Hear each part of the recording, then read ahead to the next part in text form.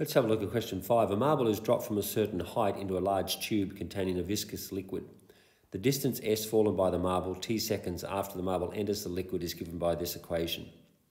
That's distance. Now the key part here is that that time is after the marble enters the liquid. A1, find the distance fallen by the marble after 2 seconds, or we just have to put 2 in here and we find the value. Okay, so let's do that.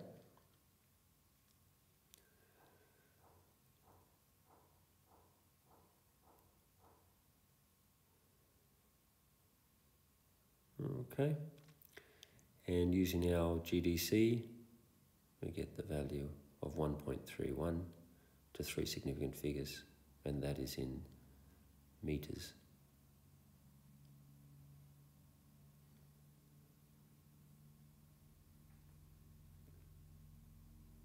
Okay.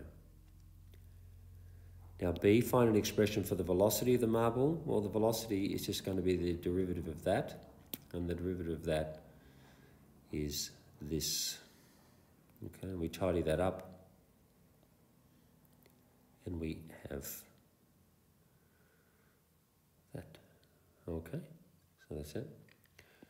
Number 2, find the value of t at which the marble will have fallen 2 meters.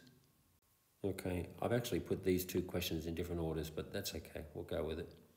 Find the value of t at which the marble will have fallen 2 meters. So that we put the 2 in for s and we solve for t.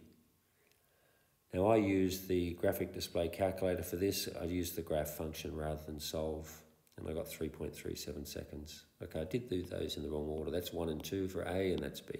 C, write down the velocity of the marble as it enters the liquid.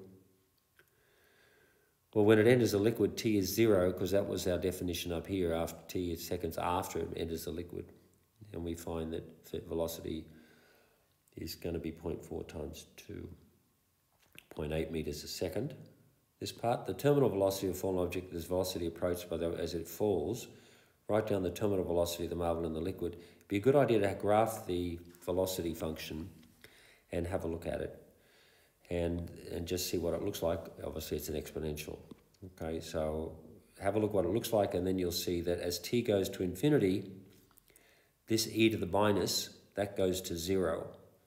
So the terminal velocity is 0.4 times 1, and that's 0.4 meters per second. Now this e is difficult, this one.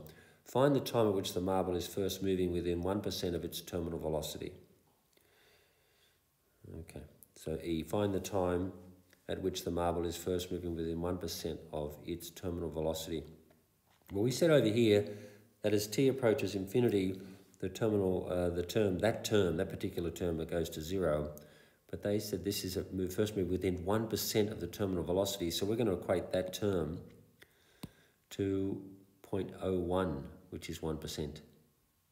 And to solve that, we use a natural log, because that will cancel. Log e of e is 1. Let's bring that down, and we can solve for t, and t ended up being 9.21 seconds.